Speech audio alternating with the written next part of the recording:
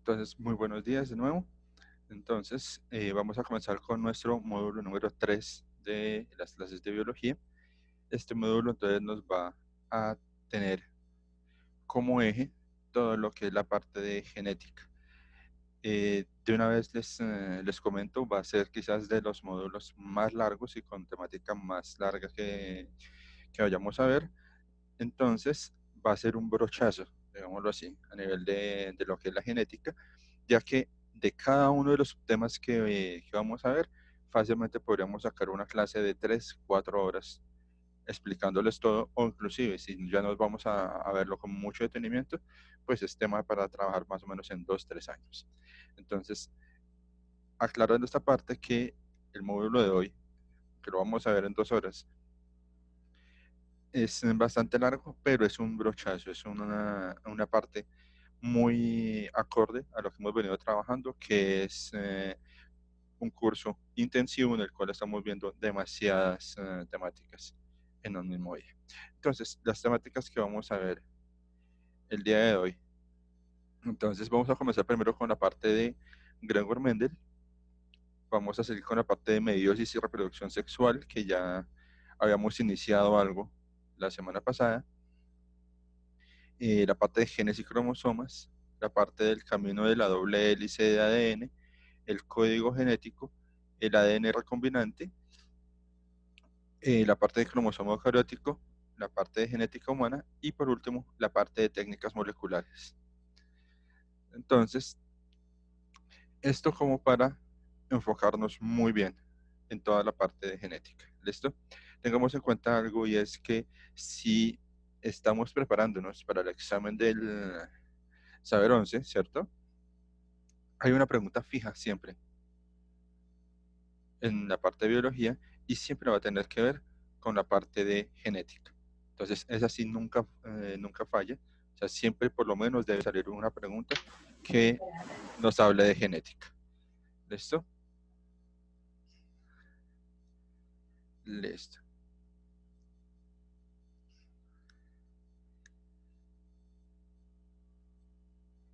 Listo. Entonces, para Diana, que me está preguntando acá, que ¿dónde pueden encontrar las grabaciones de las clases pasadas? Entonces, la primera, dentro de la plataforma, con el usuario y contraseña que se les dieron a ustedes, ahí encuentran la clase de la semana pasada y ahí está grabada. Si no, entonces me buscan por mi nombre, José Nicolás Díaz Velázquez, en YouTube y también van a encontrar las clases ya grabadas, subidas a la plataforma de YouTube. ¿Listo? Entonces, igual ahorita al finalizar la clase, entonces al final les vuelvo a dar la parte de el link del canal de YouTube y si no, miren ustedes en su plataforma. ¿Listo? Listo. Listo. Entonces, comencemos con la partecita de la clase de hoy, de una vez. ¿Listo? Entonces, pues partamos de algo y es que toda la parte del conocimiento de gen, hay una primera persona, inclusive antes de Gregor Mendel, que habla de gen, que es Aristóteles, en el cual habla de, si se acuerdan, de esa parte del alma, de ese genio que definía cómo era el carácter de las cosas, ¿cierto? Ya después, como tal, el que habla de las características de genes y que le da todo el rigor científico es Gregor Mendel, ¿sí? Entonces, él, primero entonces, es un hijo de un veterano de guerra, eh, ya él vive en una extremada pobreza, ¿cierto? Pero si algo que aprende en el campo es sobre todo el trabajo con híbridos, el trabajo de mezclas entre ganado y qué es lo que pasa ahí, que él se empieza a emocionar sobre todo por algo y es esa parte del estudio, ¿cierto? De cómo puede hacer organismos más fuertes, o sea, plantas más resistentes, eh, becerros o ganado más resistente. Entonces, él empieza a interesarse en esto. Pero pues era una familia bastante pobre, entonces la única manera que tenía él para sobresalir o poder llegar a estudiar era unirse al monasterio, y en el monasterio entonces él cambia de nombre. Entonces el nombre de él es como tal Johann Mendel, y ya en el monasterio entonces, siendo ordenado sacerdote, cambia su nombre a Gregor Mendel. Ya estando en el monasterio, entonces ya la iglesia sí le financia la parte de los estudios de él, y se gradúa en lo que es matemáticas y ciencias.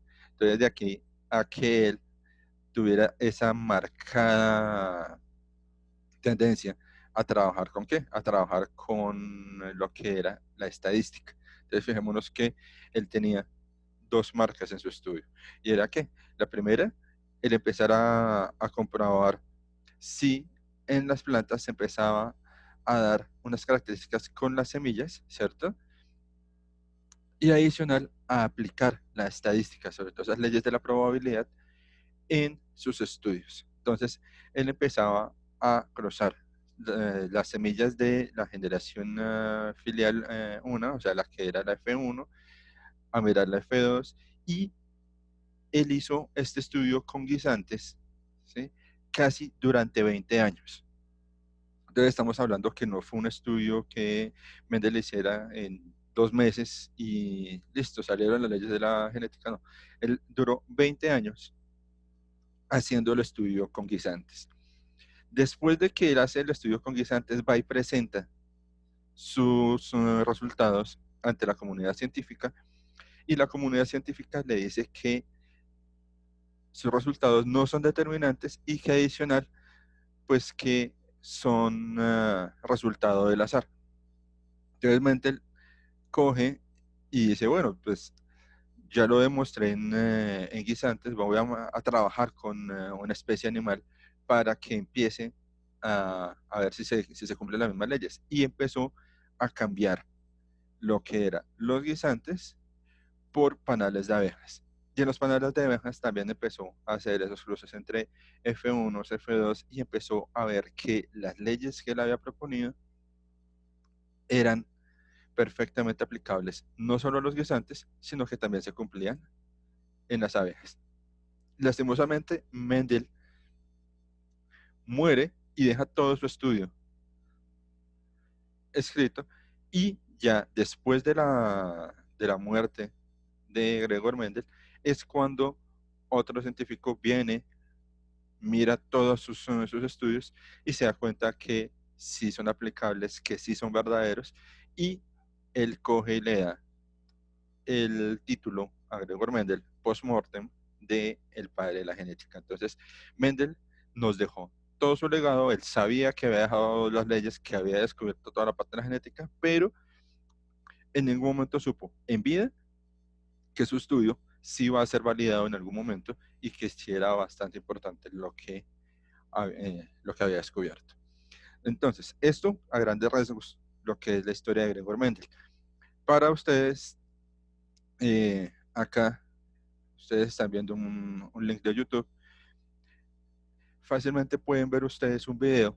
Son 25 minutos de video, por eso no lo vamos a ver acá porque nos quitaría prácticamente un 25% de la clase.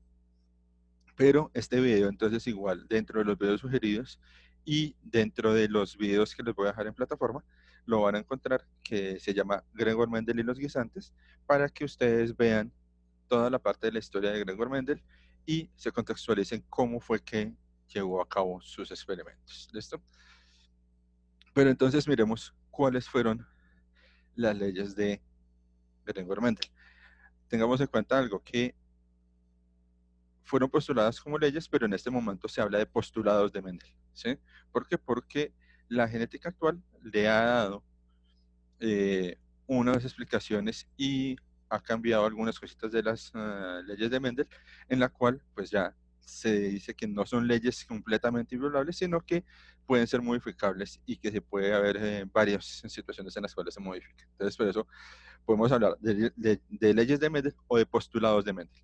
De eso, entonces, la primera ley o postulado Mendel es la ley de la uniformidad, en la cual él habla de que si se cruzan dos razas puras, entonces los descendientes de la primera generación van a ser igual fenotípicamente, ¿sí?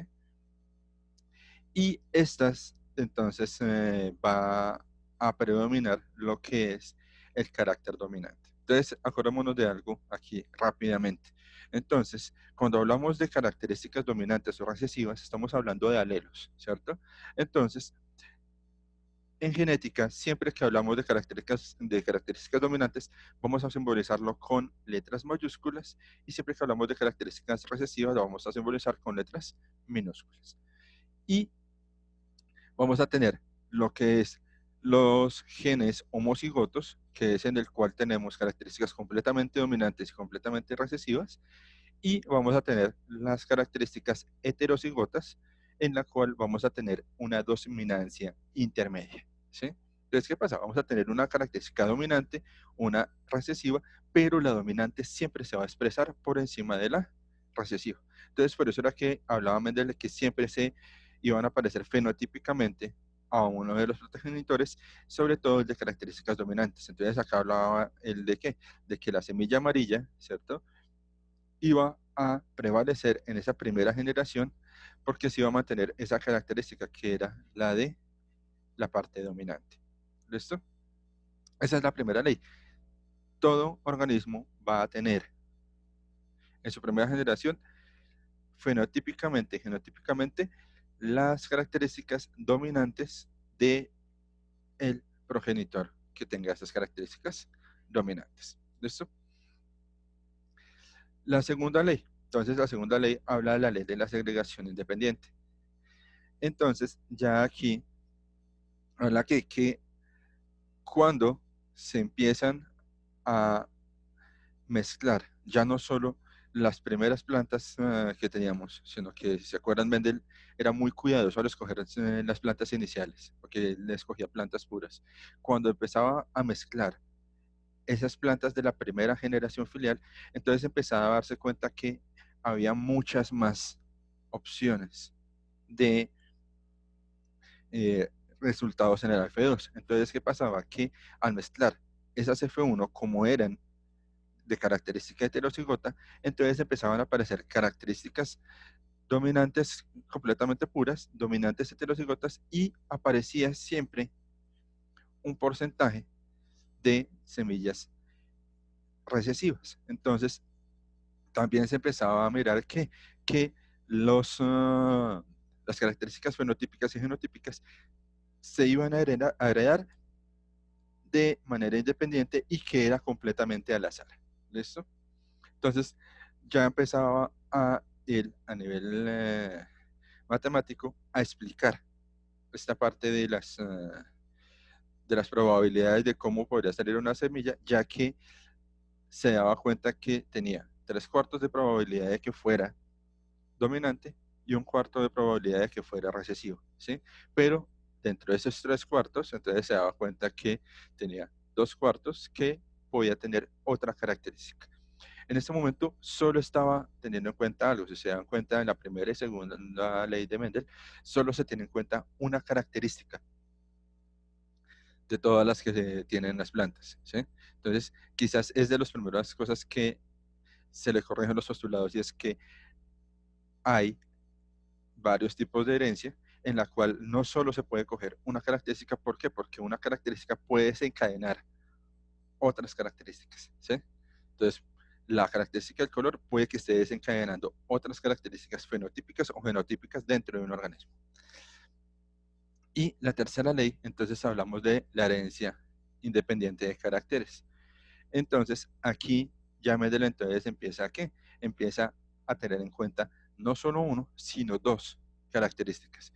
Y al darse cuenta de estas dos características, se da cuenta de que puede tener más de las tres características que él daba, sino que está teniendo como resultado 9 características amarillas y lisas, 3 con características verdes y lisas, una con genes recesivos verdes y rugosos. Entonces, si se dan cuenta, ya empieza a haber una proporción del 9-3-3-1. Entonces ya empieza él a mirar cómo estadísticamente puede explicar que se dé esa proporción trabajando con dos características. Y esto, entonces, ¿cómo lo trabaja él? Entonces, esto lo trabajó Mendel, lo expuso a nivel de sus textos, pero como tal el que desarrolla la parte de la estadística es el señor Punnett, otro monje, y él desarrolla lo que es el cuadro de probabilidad genotípico, o pues como actualmente lo conocemos, que es el cuadro de Punnett. Entonces, vamos a ver un pequeño videito en el cual brevemente voy a explicar, les va a explicar cómo se realiza ese cuadro de Punnett. ¿Listo?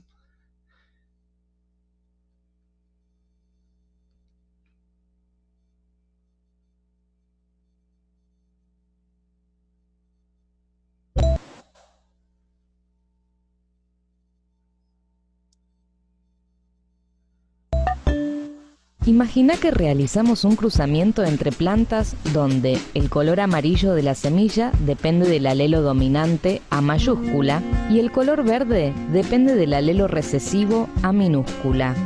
Al mismo tiempo, la textura lisa de la semilla se debe a un alelo dominante B mayúscula, mientras que la textura rugosa se debe a un alelo recesivo B minúscula. Veamos qué sucede si se cruzan dos individuos heterocigotas para ambos caracteres.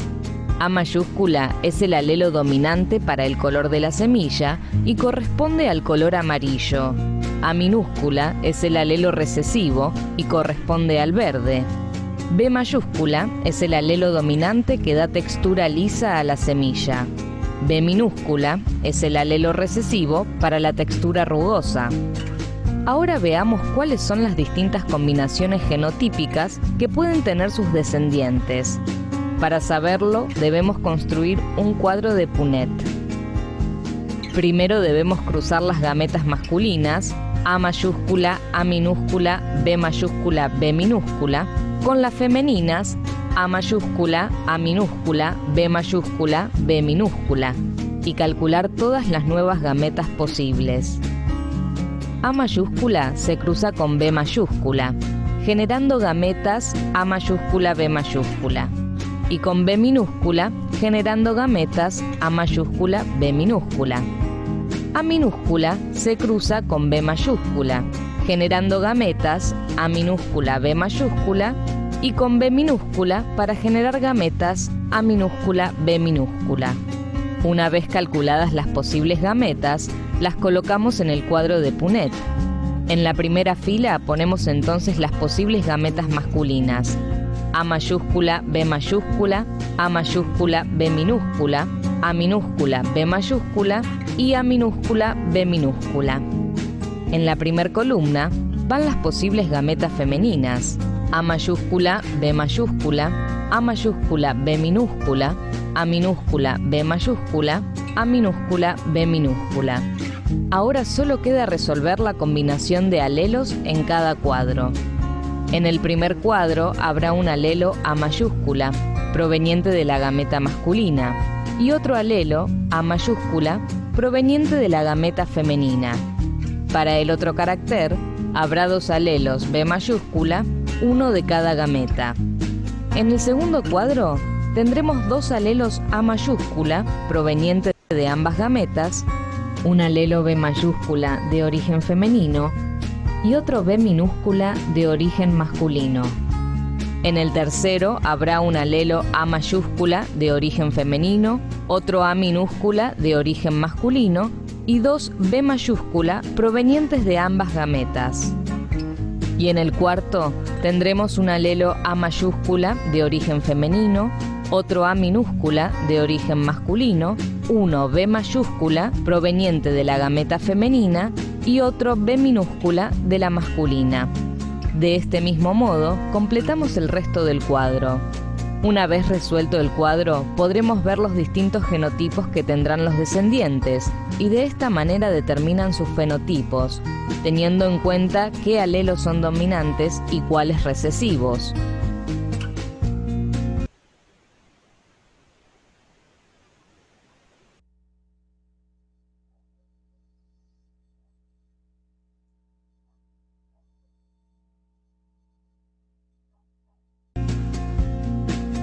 Nueve tendrán semillas amarillas y lisas, 3 tendrán semillas amarillas y rugosas, 3 tendrán semillas verdes y lisas y solo 1 tendrá semillas verdes y rugosas. En este caso se dice que la proporción es de 9:3:3:1.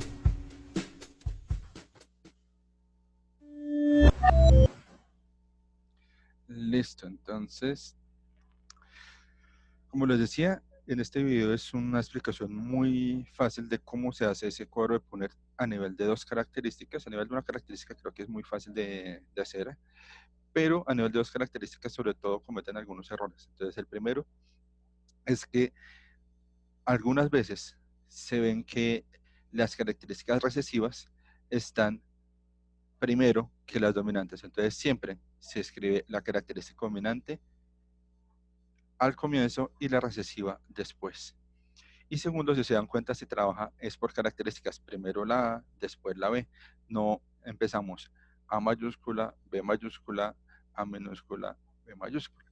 No, sino que es primero las A's, después las B's. Esos son dos errores que ustedes dirán, no, pero es que casi nadie los comete, pero son de los errores que uno ve en el examen y que sobre todo cuando los colocan como opción, los contemplan como respuestas. Entonces tenemos que tener muy en cuenta esas características y esos pequeños errorcitos para no caer en ellos.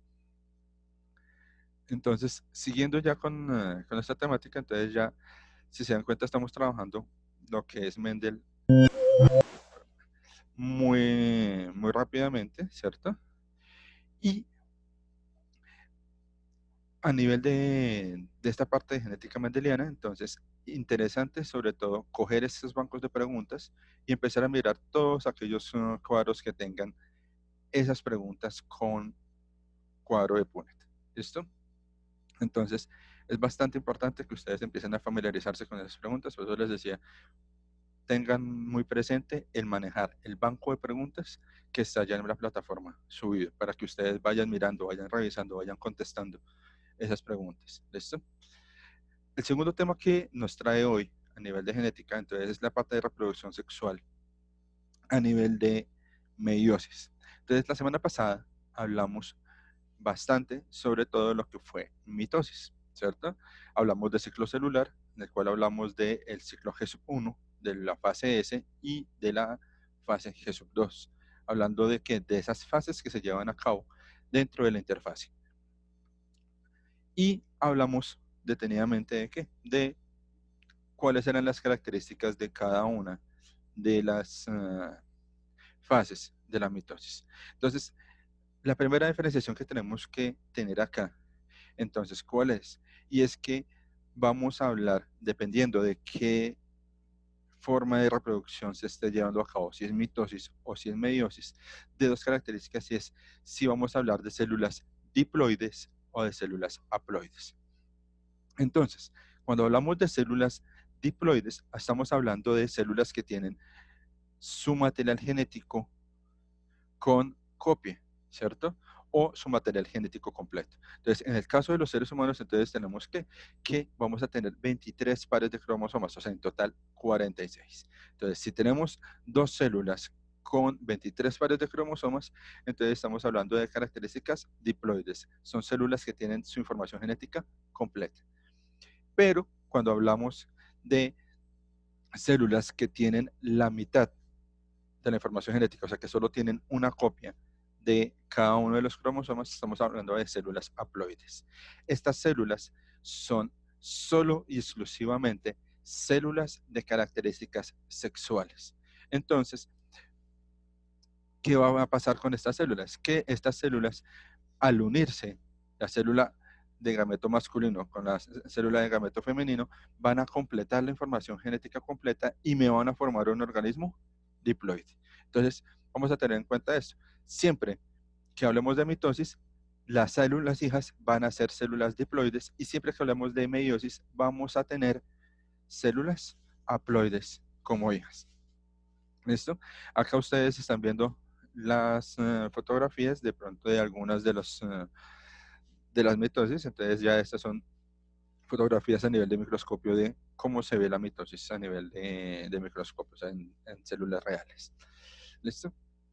Listo, pero entonces, pasando a esto, para seguir ahondando a la parte de células haploides y diploides, existen organismos como las algas y como los helechos que tienen algo que se llama la alternancia de generaciones dimórfica.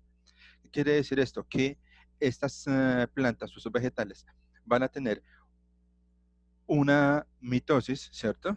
En esta mitosis me van a generar la planta diploide, ¿cierto? Entonces acá, por ejemplo, estamos viendo la imagen de un helecho normal, como nosotros lo conocemos de pronto en las casas. Y esta célula esta planta de helecho, digamos en este caso que estamos hablando, me va a generar ¿qué?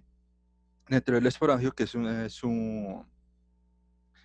su órgano reproductor, entonces va a hacer la meiosis y va a botar esporas. Estas esporas, si se dan cuenta, entonces van a ser esporas haploides, pero van a tener una característica y es que estas células haploides o estas semillas haploides van a nacer y me van a generar una planta haploide también.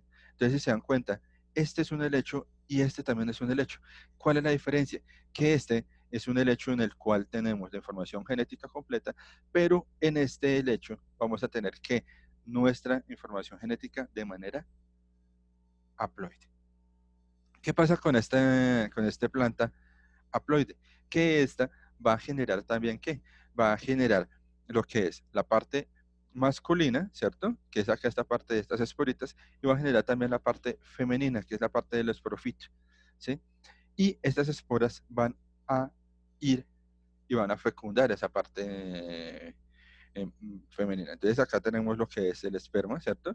Vamos a tener el óvulo o la ovocélula que va a ser fecundada y en el momento que es fertilizado, entonces me van a generar otra vez ese cigoto y me van a generar la planta diploide. Entonces es fácilmente encontrable que ustedes vean a un helecho, ¿cierto?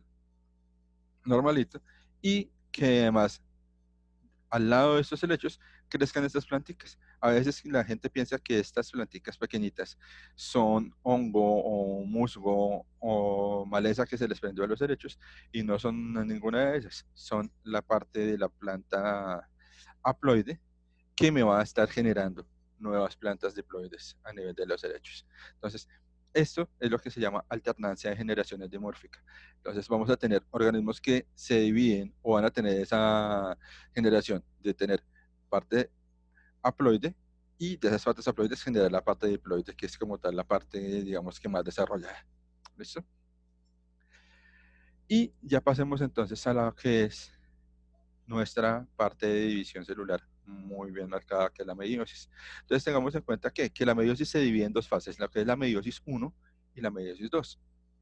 La meiosis 1 es una mitosis normal, común y corriente.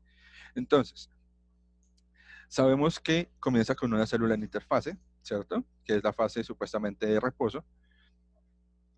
En esta fase se lleva a cabo la fase G1, en la cual empieza a duplicarse la parte de material genético, empieza a darse también esa parte de la cariogénesis, o sea, empieza a dividirse la parte de los organelos celulares. La fase S, en la cual se empiezan a generar todas las enzimas y empieza a irse formando ese uso acromático. Y la fase G2, en la cual ya están empezando a organizar los cromosomas en cromatías hermanas, ¿cierto? Después de eso, entonces va lo que es la profase, y en la profase entonces ya tenemos que tenemos nuestros cromosomas armados, ¿cierto? Pero empieza a desaparecer la barrera nuclear o la membrana nuclear Y adicional, entonces también empieza a suceder que se empiezan a generar los polos de la célula y ya está organizado nuestro uso acromático. Eso hablando de una profase. Ya en la metafase, entonces, ¿qué pasa? Que vamos a tener nuestros cromosomas con las cromátides hermanas organizados al ecuador de las células. Después de esto, entonces, de la metafase, entonces vamos a tener que las cromátides hermanas empiezan a, ¿qué? A separarse, ¿cierto? Y empiezan a mirar hacia los polos. Al empezar a mirar hacia los polos, entonces vamos a tener, ¿qué? Vamos a tener lo que es la anafase, ¿cierto? Y en el momento que se empieza a dar la anafase, entonces se empieza a dar una invaginación a nivel ecuatorial de la célula y empieza a dividirse, se empieza a dar lo que se llama la fase de la telofase. En esta fase de la telofase, entonces también, ¿qué pasa? Que empiezan a migrar no solo los cromosomas, sino que empiezan a migrar esos organelos que ya se habían sido generados en la fase G de la interfase y se completa el proceso de la cariogénesis. Después de que se completa este proceso de invaginación a nivel de la telofase, entonces vamos a tener la formación de dos células diploides, ¿cierto? Y exactamente iguales a ¿qué? A la célula materna. ¿Qué pasa? Que en la meiosis, entonces, esta es la finalización de mi meiosis 1. Estas células directamente entran otra vez en otra profase, ¿sí?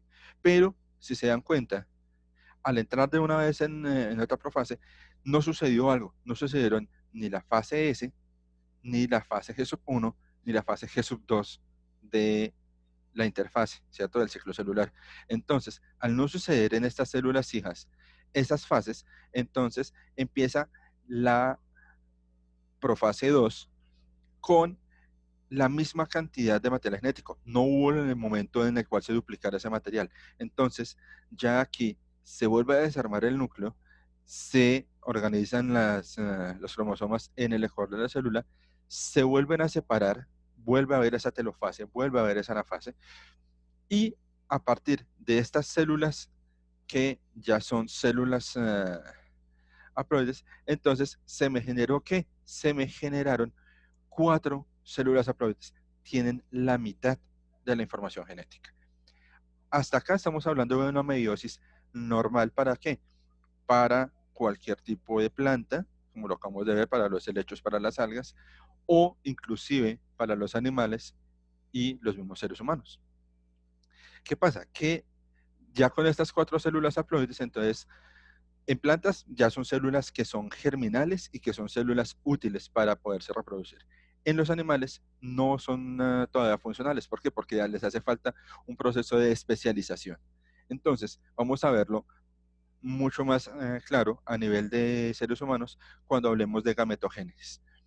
Cuando hablamos de gametogénesis, entonces vamos a hablar de ¿qué? Que es el crecimiento y maduración de esas células sexuales haploides. Esta gametogénesis, entonces, teniendo en cuenta el género, ¿cierto? Entonces vamos a tener que a nivel de las mujeres se va a llamar la ovogénesis y a nivel de los hombres la espermatogénesis. Tengamos en cuenta algo, y es que este proceso en las mujeres se da directamente en el tejido endodérmico y de una vez las mujeres, en el caso de las mujeres, ¿cierto? Cuando nacen ya tienen desarrollado toda esta parte de las células sexuales. Entonces, cada mujer nace ya con los óvulos que va a tener disponibles para toda su vida. O sea, todo este proceso de ovogénesis ya se dio a nivel embrionario. En el caso de los hombres, las células están en una fase temprana de esta espermatogénesis y solo en la pubertad es cuando se comienza a terminar esa especialización para la generación de espermatozoides. Entonces también esto marca una diferencia entre el desarrollo hormonal de mujeres y de hombres. Entonces, a nivel de la adolescencia, entonces de pronto se dan cuenta algunos de ustedes que las mujeres se desarrollan o maduran mucho más rápido que los hombres. Entonces, precisamente es por eso, porque su carga hormonal ya está desde las etapas embrionarias, ya están preparadas para su desarrollo, mientras que el hombre tiene que comenzar prácticamente desde cero ese desarrollo embrionario, ese desarrollo a nivel de enzimas, a nivel de hormonas. Entonces, por eso se va a demorar un poco más el hombre a nivel de esa parte del desarrollo genético o hormonal, a nivel de maduración sexual. Entonces, vamos a explicar esta parte de la gametogénesis específicamente para cada uno de los dos sexos. Entonces, la parte de la espermatogénesis, entonces ustedes la van a encontrar acá en esta parte de la... Vamos a hacer nuestra linecita, entonces vamos a tener acá nuestra espermatogénesis. Entonces acordémonos que entran ¿cuántas células sexuales? Entran 4 células sexuales. Entonces, de las 4 células sexuales, entonces la primera transformación es que se transforme a espermatogonia. En esta espermatogonia, ¿qué va a pasar? Que la célula sexual va a empezar a tomar un menor tamaño, o sea, va a empezar a disminuir el tamaño del citoplasma o del citosol. Después de esto, entonces vamos a tener que un espermatocito primario en el cual ya empieza a aumentar mucho la cantidad enzimática, por lo cual la célula se empieza a ver un poco ensanchada, un poco grande, pero después, al pasar al espermatocito secundario, entonces, ¿qué va a pasar? Que va a volver a su tamaño, aunque vamos a tener algo, y es que vamos a tener un núcleo muy grande con relación al resto de organelos.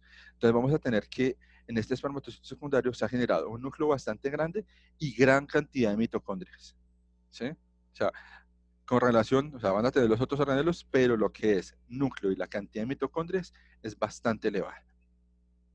Ya cuando hablamos de espermátides, entonces empezamos a ver que la parte de la membrana celular empieza a tener un recubrimiento especial y empiezan a empezar a alargarse lo que son las cabezas o las células de lo que va a ser el espermatozoide. ¿Listo? Y ya a lo último, entonces, se alarga la cabeza, se genera el cuello del espermatozoide y se genera ese organelo celular de locomoción que nosotros conocemos como flagelo. ¿Listo? Entonces, de 4 células sexuales que se generaron en la meiosis, se generaron 4 espermatozoides. ¿Listo?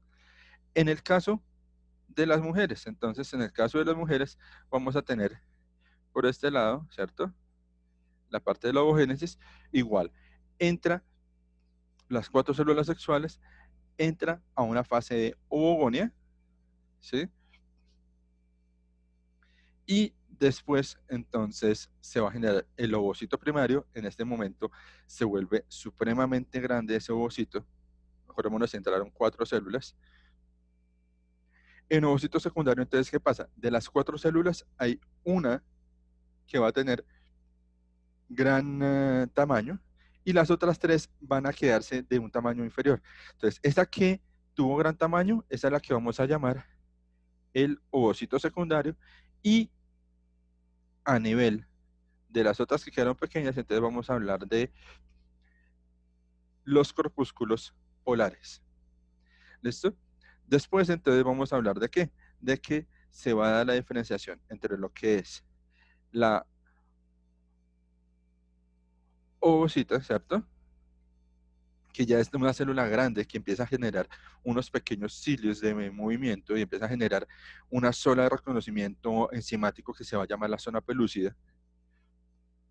Y vamos a tener ¿qué? Vamos a tener los otros cuerpos polares que van a seguir ¿qué? Disminuyendo su tamaño. Ya al final del proceso, entonces vamos a tener que las 4 células que entraron, entonces vamos a tener un óvulo completamente generado. El óvulo, como les decía, mecanismo de locomoción va a ser cilios, ¿cierto? Van a ser como especies de pelos, como de deditos en toda la membrana. Y vamos a tener 4 corpúsculos polares, y estos son los que van a ser desechados en el proceso de la menstruación de primeros, antes de que se rompan los corpúsculos o los folículos de Malpighi y se vaya el óvulo en ese proceso de menstruación.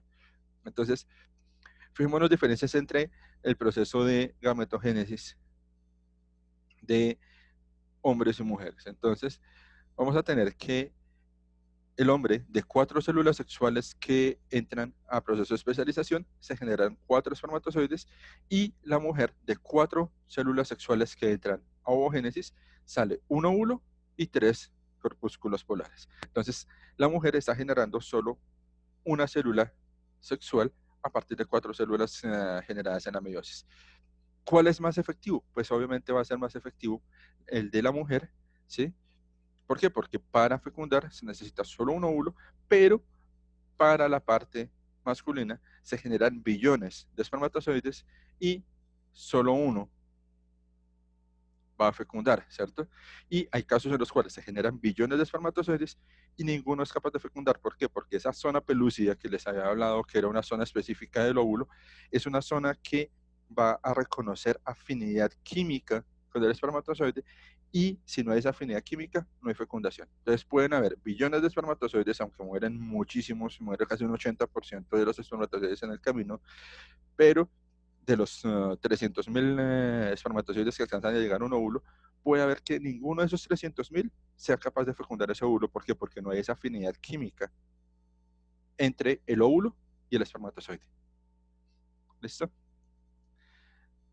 Entonces, ¿eso a nivel de qué? De lo que son nuestras especializaciones a nivel de qué? A nivel de espermatogénesis y ovogénesis. Ahora, vamos a entrar ya a la parte interna, ya la parte de lo que es nuestro ADN, nuestros genes, nuestros cromosomas, y vamos a empezar a estudiarlos con detenimiento. ¿Para qué? Para empezar a entender cómo es que funciona esta parte de nuestros genes. ¿Listo? Entonces, lo primero que tenemos que hablar es que nuestros cromosomas están formados por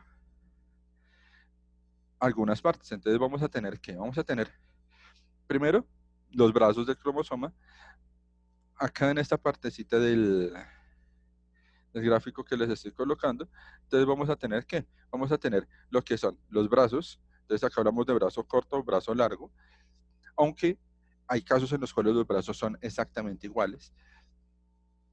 Vamos a tener la parte del cinetocoro, que es esta parte de la invaginación, o lo que me va a tener unida esa parte de los brazos. Vamos a tener el centrómero, que es la parte que me va a definir dónde están unidos los brazos, tanto superiores como inferiores. Vamos a tener estas bandas. Estas bandas entonces también van a ser conocidas como un locus. ¿Listo? En estas bandas vamos a tener algo, y es que en cada una de estas bandas vamos a tener un grupo de genes específico en cada una de esas bandas. ¿Listo? Y donde se ubica un gen en específico, entonces ya es a lo que vamos a llamar un loci. ¿Listo? Entonces acordémonos, bandas o locus, ubicación de un grupo de genes o una característica genotípica o fenotípica específica, y un loci, que es la ubicación de un solo gen en específico. ¿Listo? Y vamos a encontrar que estas construcciones secundarias o estos satélites que pueden venirse dando en algunos de los cromosomas, y ya nos vamos a dar cuenta en qué tipos de anormalidades cromosómicas se nos pueden dar estos. Pero adicional, entonces, a las partes de los cromosomas, entonces vamos a tener ¿qué? Vamos a tener que los cromosomas tienen una clasificación según cómo se encuentre ese centrómero ubicado. Entonces, vamos a tener que si están los brazos de los cromosomas igual de largos y ese centrómero está exactamente en la mitad, vamos a tener que eso es un cromosoma metacéntrico. Si el centrómero se encuentra generándome brazos cortos y brazos largos, pero esos brazos cortos y largos no tienen mucha diferencia, entonces vamos a tener ¿qué? Vamos a tener un cromosoma submetacéntrico, o sea que está por encima del centro, ¿cierto? Ya cuando los dos brazos superiores se ven bastante reducidos a relación a los dos brazos inferiores, entonces vamos a tener ¿qué? Vamos a tener un cromosoma subtelocéntrico. O sea, prácticamente los brazos superiores son muy pequeños o casi han desaparecido. Ya cuando esos dos brazos superiores son mínimos o no existen, entonces hablamos de cromosomas telocéntricos. Nosotros dentro de nuestro cuerpo, dentro de esos 23 cromosomas que tenemos nosotros, entonces vamos a tener de los 4 tipos de cromosomas. Vamos a tener cromosomas metacéntricos, submetacéntricos, subtelocéntricos y telocéntricos. Entonces, no es que sea una malformación tener cromosomas telocéntricos, no. Es dependiendo de la característica o del par de cromosomas, cómo se vaya a dar si se dan alguno de estos 4 tipos de cromosomas. ¿Listo? Entonces ya estamos hablando de los cromosomas y que los cromosomas es como tal, cómo se empaqueta ese ADN y cómo se organizan esos genes dentro de ese cromosoma.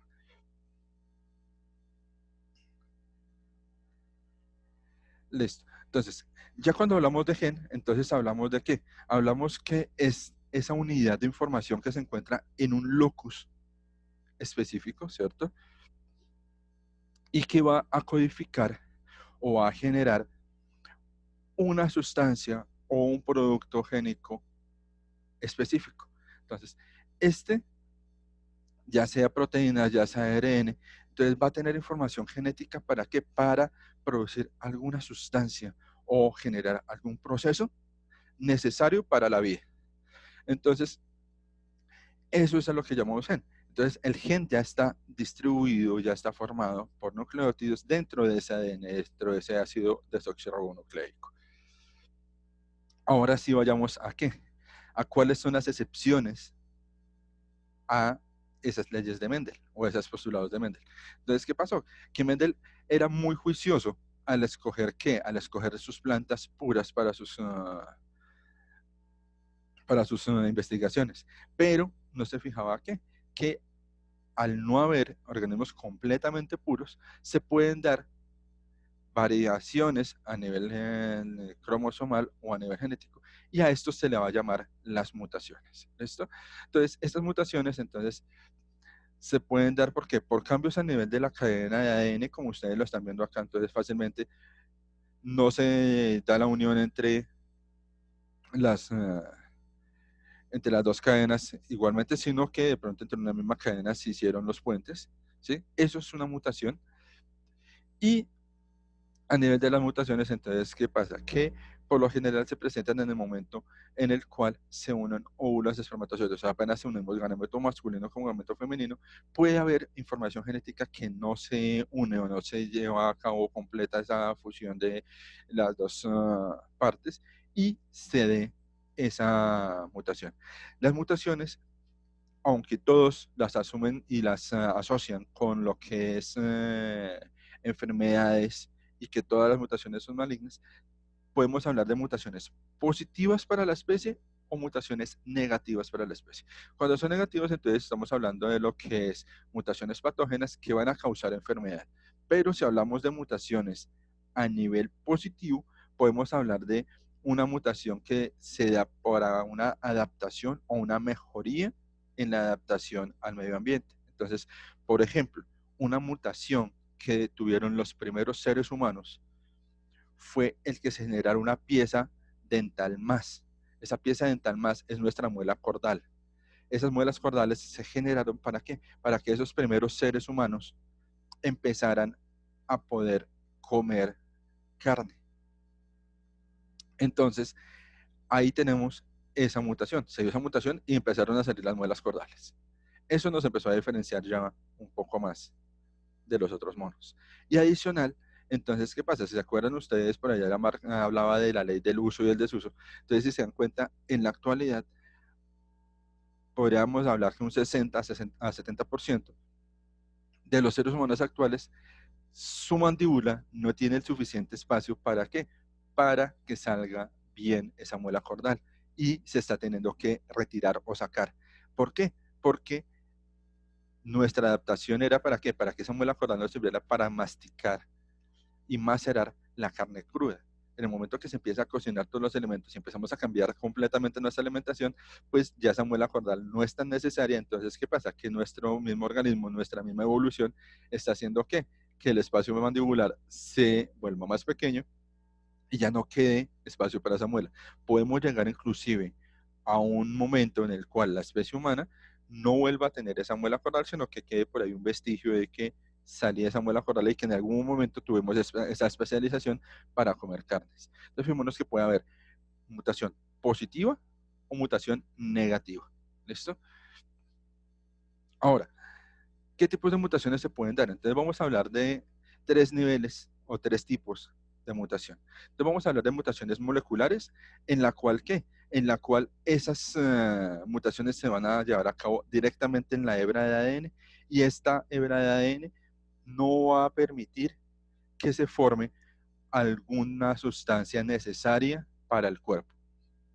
Por ejemplo, que el gen sea el gen de la insulina y mi cuerpo no genere insulina, sino genere otra proteína parecida a la insulina, pero que no tiene la función de ella. Entonces, ¿qué va a pasar? Que si yo no estoy generando la insulina, entonces, por lo general, voy a generar una enfermedad, ¿cierto? Una diabetes, y voy a tener que ser insulino dependiente. ¿Por qué? Porque mi cuerpo no está generando esa proteína. ¿Por qué? Porque tengo una mutación a nivel de qué? A nivel del gen. O sea, a nivel del gen que produce la insulina, no tengo la información correcta y se me empieza a generar esa mutación. Entonces, a nivel molecular puede darse, ¿por qué? Porque tiene una inserción de un nucleótido más, o puede haber la deleción de un nucleótido, y esto me va a generar esas mutaciones. La segunda parte, o el segundo nivel, a nivel de mutaciones, ya es a nivel cromosómico. Entonces, a nivel cromosómico, entonces se puede dar por qué. O por deleción, o sea, por pérdida de fragmentos de los brazos, por pérdida de los brazos, o inclusive por pérdida de genes, ¿cierto? Entonces, al haber esa pérdida de genes, al haber pérdida de tamaño de brazos, entonces se va a perder una característica completa, y esto puede dar origen a qué?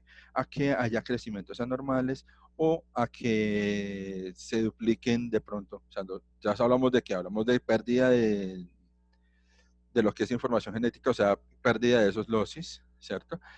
De esos locus, pero puede haber la situación contraria, y es que en el momento de la división celular se duplicaron esos locus dentro del cromosoma. Entonces vamos a tener información genética duplicada, y esto también va a generar una mutación o una alteración genética.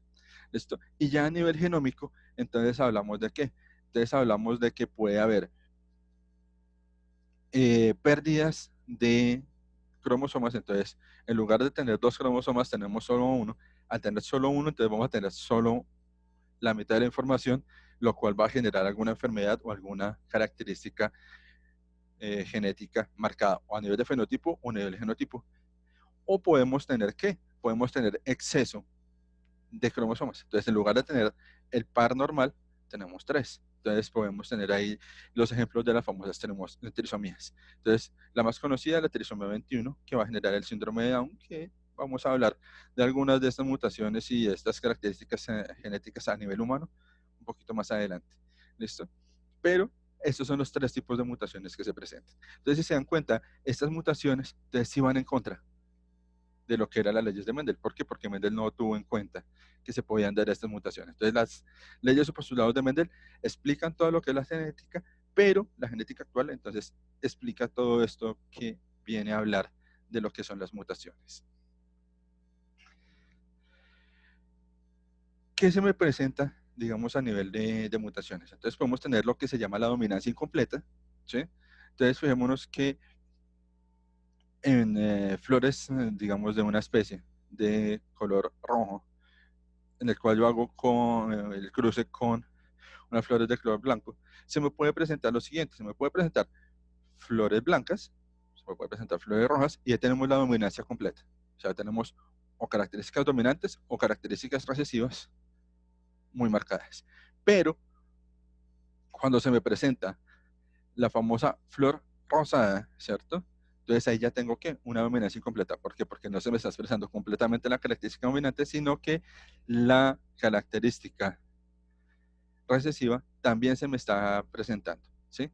Y a veces no se me presenta solo esa mezcla de una vez de, no, pues entonces dominante roja, recesiva blanca, heterocigota rosada.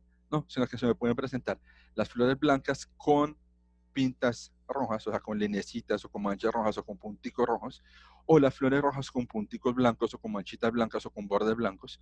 Y a esto se le llama ¿qué? A esto se le llama la parte de la dominancia incompleta. Entonces, acá hablamos que no hay una dominancia ni de la característica dominante ni de la característica recesiva completamente, sino que las dos se están expresando al mismo tiempo. Entonces, ahí tenemos uno de los ejemplos de una mutación, una dominancia incompleta. La otra parte que de pronto no tuvo en cuenta Mendel, ¿qué? Es la parte de la herencia poligénica. Entonces vamos a tener características fenotípicas y genotípicas que van a ser marcadas por más de un gen, ¿sí?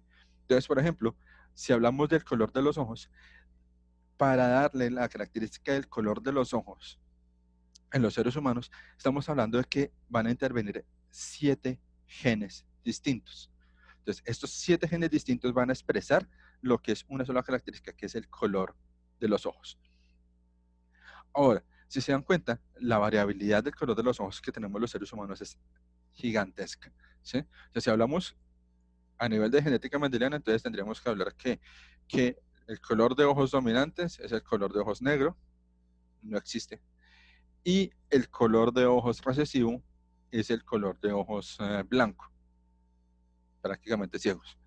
Ninguno de los dos se da completamente, pero las características heterocigotas entonces me dan ¿qué? Otra gama de colores. Entonces, como no es solo un gen, sino que son 7 genes, entonces podemos tener que la variabilidad de colores tan inmensa que hay a nivel del color de los ojos. Pero a nivel de los ojos también se puede presentar una mutación, y esa mutación entonces se llama la dicromía. La dicromía entonces puede presentarse fácilmente, digamos, eso lo ven ustedes en los lobos siberianos y en algunas personas muy marcado, y es que tienen de pronto un ojo café y el otro ojo lo van a ver verde o lo van a ver azul. Entonces van a tener un ojo de un color y otro ojo de otro. Esta será más marcada, pero existe otro tipo de dicromía, y es que en el mismo color de ojo pueden tener 1, 2 o 3 colores. Entonces pueden tener la parte del borde del ojo de un color más oscuro y va como en degradé el, el ojo. Y estas personas que tienen esa característica de tener la dicromía directamente en el mismo ojo, también tienen otra característica que es increíble, y es que según sus estados de ánimo, fácilmente uno puede ver cómo varía el color de los ojos. Entonces ese cuento, de pronto lo que vemos en los dibujos animados de que cuando la persona se pone mal genio, se le ponen los ojos rojos, no es que haya sido sacado de la fantasía, sino que sí hay personas que pues, no se le van a volver rojos los ojos, pero sí hay personas que tienen la capacidad de que según su estado de ánimo, ir modificando o ir mirando cómo se va cambiando el color de sus ojos. Entonces puede ser o más oscuro o puede ser más claro, puede ir variando ese color de los ojos. Eso a nivel de dicromía. Entonces, fácilmente ustedes cómo pueden saber si tienen esa característica. Pues sencillo, espejo, miren su ojo, deténganse a mirar bien cómo es el color de su ojo, y ahí se pueden dar cuenta, oiga, yo tengo un ojo más claro que otro, o yo tengo dentro de mi mismo ojo varios colores. Y de pronto hasta algunos de ustedes se han dado cuenta que les cambian el color de los ojos dependiendo de su estado de ánimo. Entonces a eso se le llama herencia poligénica. ¿Por qué? Porque son muchos genes los que van a estar encargados de esta característica genética. ¿Listo? Otra característica que se da a nivel de esta parte de las mutaciones, de esta parte de las modificaciones genéticas, es la pleitropía. Entonces acá tenemos, por ejemplo, lo que es ratones amarillos que tienen una característica dominante, y tenemos el ratoncito de monte o ratón silvestre. ¿Qué pasa? Que hubo en algún momento una investigación en la cual trataron de cruzar estos individuos, y ¿qué pasaba? Que cuando se daban un cruce así, entonces, ¿qué pasaba? Que un cuarto de estas características moría. Entonces se empezaron a dar cuenta que cuando teníamos, en este caso, el ratoncito silvestre con características completamente dominantes y el ratoncito amarillo con características completamente recesivas, cuando se presentaba expresión de los completamente recesivos, entonces sí era más la debilidad y menos la probabilidad de sobrevivencia de estos individuos. Aquí estamos hablando de pleitropía, pero una de las formas de pleitropía más conocidas es el albinismo. Entonces, si hablamos de albinismo, entonces ustedes han visto leones completamente blancos, panteras completamente blancas, delfines completamente blancos, y en el ser humano entonces también tenemos lo que es el albinismo. Entonces son esas personas blancas, blancas, blancas, blancas, que uno empieza a mirar que por lo general tienden a tener problemas de piel, o sea, son bastante pecosos, o el sol les empieza a afectar mucho. Sus cejas y pelo, incluso sus pestañas son blancos, o sea, no tienen que les frene directamente la luz del sol. Y estos individuos, como les decía, albinos, ¿cierto? Que hacen esa pleitropía. Entonces sí tiene esa característica genética, y es que todo individuo albino va a tener una probabilidad menor a sobrevivir, ya que se están expresando las características recesivas, las características más débiles de la especie, y esto los va a generar una desventaja a nivel de selección natural. Entonces, para que tengamos en cuenta que se puede presentar esas características a nivel de los genes. ¿Listo? Y pues entonces ya estaba tocando yo algo ahorita, y era que los genes también dependen del medio ambiente. O sea, yo puedo estar genotípicamente diseñado con las mejores características genéticas, puedo estar dotado de todas las características a nivel genético para ser el superhombre, pero si el ambiente no es el adecuado, no voy a sobrevivir, no voy a desarrollarme tal y como estoy diseñado. Un ejemplo de esto, entonces fácilmente, ¿qué? La parte de las plantas. Entonces podemos tener plantas que la misma semilla, misma planta, o sea, tenemos modificada genéticamente la semilla, o sea, va a ser la mejor planta, va a dar el mejor fruto, va a crecer, va a ser resistente a clima, va a ser resistente a plagas, y la siembro en dos suelos distintos. Si en el primer suelo tengo los nutrientes normales, tengo gran riqueza de macronutrientes y micronutrientes de alimento para la planta se me va a desarrollar como está diseñada genéticamente. Pero si en el suelo 2 no tengo el suficiente alimento y tengo una deficiencia de minerales, una deficiencia de micronutrientes, pues la planta, ¿qué va a pasar? Va a crecer, pero no va a crecer como está diseñada genéticamente, sino que se va a limitar su crecimiento. Entonces aquí vamos a tener que aunque fenotípicamente esté diseñada para tener una característica, si el medio ambiente no es favorable para su desarrollo, entonces no se va a dar completamente esa expresión. Entonces por eso acá coloco esta fórmula. Genotipo, que es la parte interna, todo lo que nos define a nosotros metabólicamente, el fenotipo, que es todo lo que nos define a nosotros físicamente, características físicas, y el ambiente sumados es lo que me va a hacer la característica del individuo. ¿Listo? Entonces tengamos en cuenta que también hay factores ambientales que pueden influir el desarrollo, la expresión o no la expresión de los genes. ¿Listo? Tanto así que se habla que el cáncer es un gen que debemos su expresión al medio ambiente.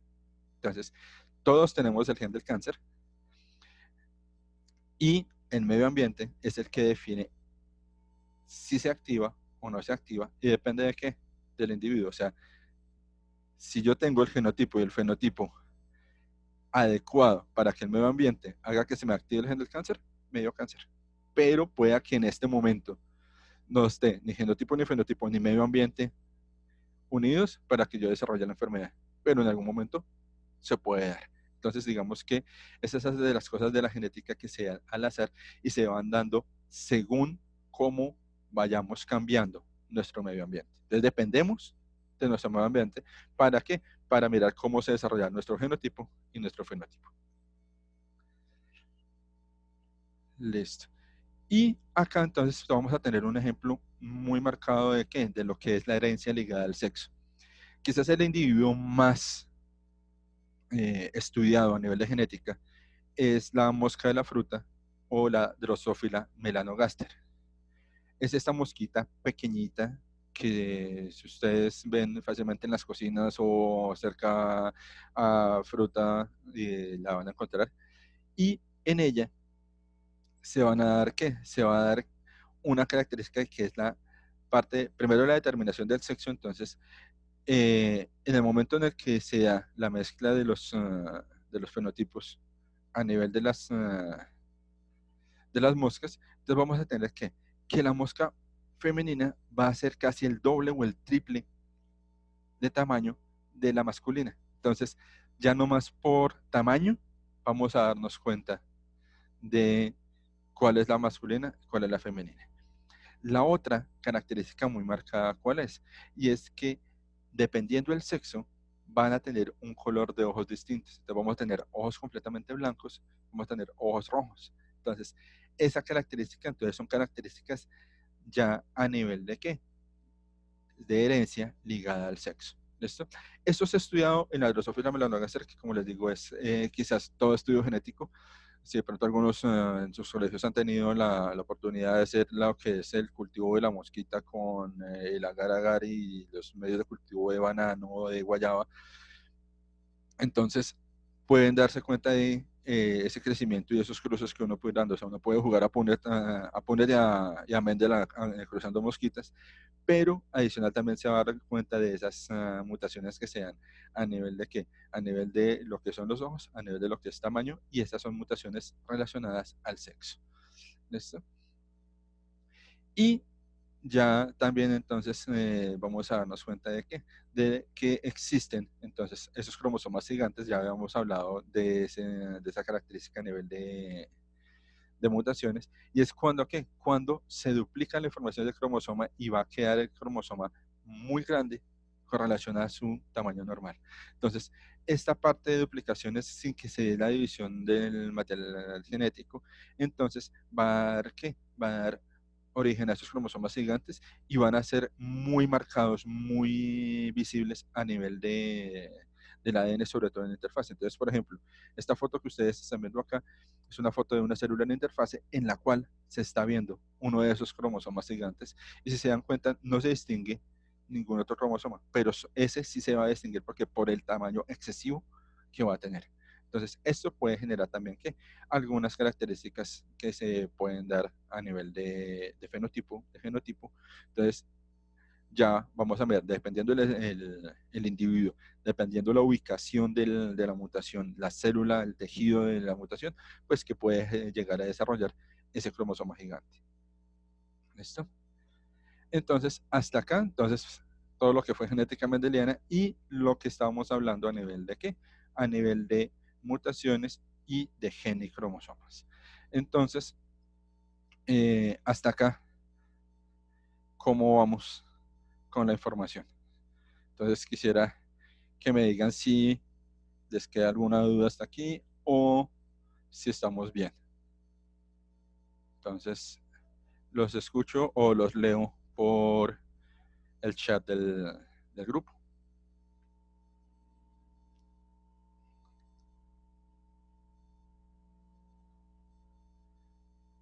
Ese silencio quiere decir o que me entendieron completamente, o que están perdidos, o que ya los dormí. Entonces, ¿cuál de las tres opciones es? Profe, la verdad, pues hasta el momento va bien la explicación del tema. ¿Listo? Perfecto. Entonces, muchísimas gracias por aclararme. A veces uno se siente como solo así virtualmente sin que le hablen o sin que le pregunten. Entonces, listo. Entonces, pasemos entonces a la parte, vamos a nuestra segunda gran parte, que es esa parte del camino de la doble hélice. ¿Listo?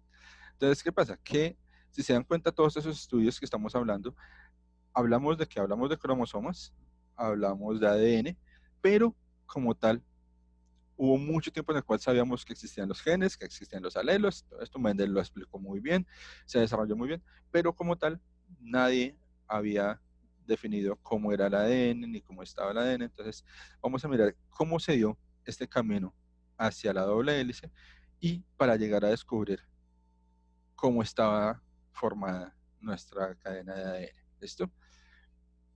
Entonces, Comenzamos con qué? Comenzamos con el señor Johann Mischer, ¿cierto? En 1869. Y este señor fue el que por primera vez cogió y aisló el ADN trabajando en laboratorio. No fue algo completamente que dijera, uy, voy a aislar la molécula de ADN, no, fue algo completamente accidental, pero pues después cogió y empezó a volver a replicar, a replicar, a replicar lo que había hecho y paradójicamente entonces, ¿qué pasa? Que sí se dice en 1869 el señor Mischer coge y aísla por primera vez lo que es la partícula de ADN. ¿Qué ve él cuando se aísla la partícula de ADN? Él simplemente ve que en la solución buffer que tiene el laboratorio va a empezar a ver como una especie de mota de algodón flotando. Eso es lo que ve él a nivel de ADN. Entonces, quizás a nivel de laboratorio, cuando uno hace extracciones de ADN sencillas, sí, uno lo primero que ve es que la motica de algodón. Lastimosamente ahorita, digamos que para decir uno, uy, vamos a hacer un laboratorio de extracción de ADN, pues el costo de lo que es los kits de extracción de ADN está por el cielo y a nivel mundial están agotados. ¿Por qué? Porque lastimosamente las pruebas que se hacen para detección de coronavirus, de COVID-19, se hacen por extracción de ADN y por una reacción que se llama la reacción en cadena de la polimerasa, la PCR. Y los costos de los kits de extracción que fácilmente oscilaban entre los 500.000 pesos al 1.200.000, ahorita fácilmente están casi cercanos a los 10 millones. Entonces está bastante costoso lo que son los materiales a nivel de extracción de ADN. Pero digamos que inclusive por internet ustedes encuentran muy fácilmente de cómo hacer una extracción de ADN con papaya. ¿Sí? Entonces cogen una hoja de cualquier planta, la maceran y utilizando el jugo de papaya rompen membranas y alcanzan a sacar un ADN. No muy puro, pero se alcanza a sacar. Ya después de este señor Mischer, ¿cierto? Entonces viene el señor Levene en 1919 y este señor entonces empieza a trabajar con Emil Fischer, con Kussel y estos señores empiezan a descubrir que están compuesto el ADN por guanina, citosina, adenina y timina. O sea, descubren los nucleótidos. ¿Sí? Y en el mismo momento, cuando estaban trabajando con el timo, ¿cierto? Que fue donde encontraron los cuatro nucleótidos del ADN, también trabajaron con lo que era la levadura, y la levadura entonces no tenía la timina, sino que tenía el uracilo. Y entonces descubren no solo los nucleótidos del ADN, sino que descubren los nucleótidos del ARN. Entonces acá le ven Fischer, Kussel, entonces son los que descubren el ADN y el ARN ya diferenciados, y esta investigación les da para ganar el premio Nobel. ¿Listo? Después entonces viene el señor Frederick Griffith en 1928 y él empieza a investigar con cepas de bacterias y empieza a inocular ratones. Cuando él empieza a inocular ratones, entonces se da cuenta que generación tras generación de los ratones tienen una expresión de el bacteriófago que les aplicó, de esa cepa S de las bacterias, de los neumococos, y que había muerte de esos ratones. O sea, cuando él hacía la disección, la autopsia de esos ratones, se daba cuenta que, aunque nunca los había inoculado con la cepa, y que había inoculado era a sus antecesores, ¿cierto? O sea, que tenía la F2 y que estaba investigando la F1 y la generación inicial, que esa F2 tenía paradójicamente información de la cepa S y que había expresado la enfermedad, aunque nunca había sido inoculada con el bacteriófago. Entonces, esto dio una primera información a nivel de la transmisión que podía llegar a darse a nivel de bacteriófagos o de enfermedades a nivel genético. Y la otra, de que siempre que hay una enfermedad puede dejar un recuerdo genético a nivel del cuerpo. Hasta ahí llegaron los experimentos de Griffith. Griffith no explicó muy bien por qué se daba eso de los ratones, pero ya en 1944, Avery y Hershey, entonces, ¿qué hacen? Cogen los experimentos de Avery y demuestran que la sustancia responsable de lo que pasaba en esos ratones era entonces el ADN de los neumococos son virulentos y que ese ADN viral, ¿cierto? Entonces era el que se transmitía. Entonces, estos señores son los que empiezan a ver cómo se da el contagio a nivel viral en los individuos y cómo esa información genética viral se traspasa de generación en generación. Y adicional, también entonces se empiezan a mirar que la mayor cantidad de la información inmunitaria que tiene cualquier organismo, hablamos de animales, sobre todo a nivel de mamíferos, se traspasa a nivel de la primera leche materna o lo que se llama el calostro. ¿Sí? Entonces, esa información inmunitaria se toma o se consume por el bebé en el primer momento que consume esa primera leche y se va a transmitir casi por los primeros 6 meses. ¿Listo? Entonces, la información inmunitaria que tiene el bebé viene como en blanco, ¿sí? Así viene vacío, información de viral, información del sistema inmune en blanco. ¿Quién es la que le pasa la información de los virus y los anticuerpos y todo eso? La madre en la leche materna. Entonces, esa primera información, ese primer sistema inmunitario, es a nivel de leche materna. ¿Listo? Y ya después, entonces, el cuerpo empieza a generar los anticuerpos y a generar ese recuerdo inmunitario a partir de las enfermedades que vayan teniendo los individuos. Entonces, si a mí me dio varicela, pues entonces ya tengo la información genética de la varicela dentro de mi cuerpo. Entonces, interesantísimo esto. ¿Por qué? Porque se empezaron a dar cuenta que los bacteriófagos, que los virus también tenían una partícula de ADN y que esta partícula de ADN se replicaba y se empezaba a guardar dentro de los individuos a los cuales eran contagiados. ¿Listo? Hasta aquí, si se dan cuenta, es una investigación muy dada de qué es el ADN, cómo es el ADN, cómo está compuesto el ADN, pero en ningún momento se ha hablado de esa doble hélice. Entonces, ya aquí entra a jugar estos dos señores y la científica que por lo general siempre es olvidada. Entonces, ustedes siempre por lo general van a escuchar del modelo de Watson y Crick, pero omiten a Rosalind Franklin. Entonces, ¿qué pasa? Que empieza Watson y Crick a cuadrar la parte de la especie de modelo del ADN en la forma de la doble hélice.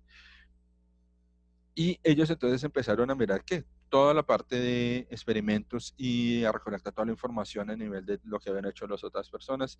Y llega la señora Rosalind Franklin, ella es química, o era química, y ella tenía algo y era que ella era muy conocida por sus trabajos de cristalografía de rayos X. Entonces ella le tomaba fotografías a las moléculas y con estas fotografías entonces podía dar cómo estaba formada la estructura de esa molécula. Entonces ella en algún momento tomando una partícula cristalizada de ADN, toma una foto y esta foto, entonces se dan cuenta que empiezan a desviar algunos rayos de luz y que estos rayos de luz entonces empiezan a formar un patrón que va a formar una X. Entonces es esta X que ustedes están viendo acá en esta fotografía. O sea, paradójicamente, esta foto que les estoy colocando acá es la foto de Rosalind Franklin. O sea, no es ninguna otra foto. Es la foto que tomaron Rosalind Franklin, forma esta X y empiezan a darse cuenta de que existen estos puntos negros. Y entonces, ¿qué pasa? Que Watson y Crick se empieza a formar una idea de cómo es la molécula de ADN, teniendo en cuenta la diffracción de la luz a nivel de la partícula de la molécula. Entonces se dan cuenta qué forma geométrica me puede dar esta característica, y entonces se dan cuenta de que no es una sola hélice, sino que son dos hélices. Y entonces ahí surge ese modelo de la doble hélice que es actualmente conocida. ¿Qué es injusto? Que Watson y Crick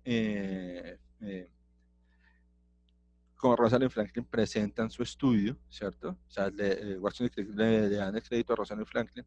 Lastimosamente, en el momento que van a recibir el premio Nobel, Rosalind Franklin fallece y el premio Nobel dice no damos premios o reconocimientos a personas que ya han fallecido y dejan por fuera a Rosalind Franklin del premio Nobel. Entonces el premio Nobel se lo gana Watson y Crick por el modelo de la doble hélice de ADN, y Rosalind Franklin lastimosamente no recibe el crédito por haber dado esa pieza fundamental para que Watson y Crick hubieran dado la doble hélice. Por eso entonces se habla del modelo de Watson y Crick y se omite a veces injustamente a nivel de la literatura y de la historia a Rosalind Franklin dentro de sus grandes descubrimientos a nivel de cristalografía de rayos X, como lo fue la molécula de ADN y todos los demás estudios que ella ha hecho. Entonces, afortunadamente, digamos que es conocida por todo lo que hizo a nivel de química, pero su aporte más grande quizás fue precisamente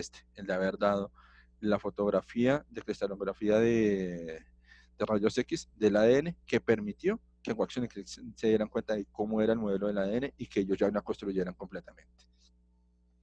¿Listo? Y entonces ya vamos a qué? A que este ADN, entonces, como les estaba diciendo, ya con esa parte de la experimentación de ratones, ya se dieron cuenta que el ADN se duplicaba, ¿cierto? Y cuando hablamos de mitosis y meiosis, entonces lo primero que hablamos es que en la fase G1 se duplica o se replica el ADN. Entonces vamos a empezar a mirar cómo se lleva a cabo esta replicación del ADN y cómo podemos generar entonces esas copias del ADN. Entonces, primer paso, ¿cierto? De la replicación del ADN, aquí vamos a hablar de procariotas y eucariotas. Tengamos en cuenta la diferencia del ADN, ¿no? Entonces, en procariotas el ADN está circundante en el citoplasma, en el eucariota está dentro del núcleo y está organizado en cromosomas. Entonces, vamos a mirar cómo se da esa replicación en los dos organismos. ¿Listo? Entonces, tengamos acá que aquí parte algo básico, y es que el dogma central de la biología molecular. Este dogma central de la biología molecular, entonces vamos a tenerlo así. Entonces es que pasa de ADN a ARN mensajero, y de ARN mensajero va a pasar a proteínas. Tengamos en cuenta que aquí lo tenemos en una sola vía, pero a nivel de técnicas moleculares podemos devolvernos en el proceso. Entonces, si yo tengo a nivel molecular una proteína, yo puedo fácilmente con esa proteína poder mirar cuál es el ARN mensajero y a partir de ese ARN mensajero pasar al ADN y sacar el ADN de ese gen específico. Entonces fácilmente podemos ir de un camino al otro. ¿Listo? Entonces, como para que lo tengamos claro cuál es esa parte del dogma central de la biología molecular. ¿Listo? Entonces, ¿qué pasa? Que la hebra entonces va a tener la información que es complementaria, ¿cierto? Entonces vamos a tener que el ADN son dos hebras antiparalelas complementarias. Antiparalelas, ¿por qué? Porque van a ir en sentidos contrarios, ¿cierto? Entonces vamos a tener la cadena 3', 5' y la cadena 5', 3'. O sea, van a ir en sentido contrario. Entonces, antiparalela, porque van en sentido contrario. Paralelas, ¿por qué? Porque igual en ningún momento se van a ¿qué? Se van a cruzar, aunque sí van a estar complementándose una a la otra. ¿Listo? Entonces van a tener la misma información genética, o sea que fácilmente yo puedo coger una de las dos hebras y voy a tener la información genética igual a la otra. ¿Por qué? Porque como son complementarias, yo puedo unir las bases complementarias necesarias para tener la información genética completa. ¿Listo? Entonces, ¿qué pasa? Que la replicación del ADN, cuando se da, es una reacción irreversible. O sea, una vez comienza a darse la replicación del ADN, ya no hay nada que la pare. O sea, no puede decir uno, ah, no, es que se presentó algo y entonces aquí me quedó la hebra de ADN inicial y me quedó acá una partecita de la copia, otra partecita de la copia, pero no se siguió replicando, no. Una vez comienza, hasta que se termina, no se da la finalización de este proceso. Entonces, a partir de una hebra madre se van a generar dos hebras copias. ¿Listo? Pero, entonces, ¿cuáles son los agentes que van a actuar a nivel de de este proceso. Entonces vamos a tener que es un proceso que se lleva a cabo principalmente a nivel enzimático. Entonces vamos a tener varias enzimas que se me van a venir presentando y que van a tener una acción primordial en estos casos.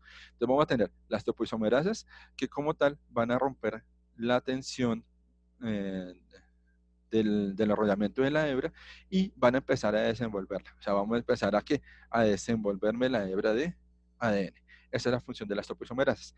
Las helicasas van a empezar a unirse. Aquí como lo vemos, si se dan cuenta que este triangulito está simbolizando la helicasa. Entonces es la que se va a ir metiendo entre las dos hebras y va a irlas, ¿qué?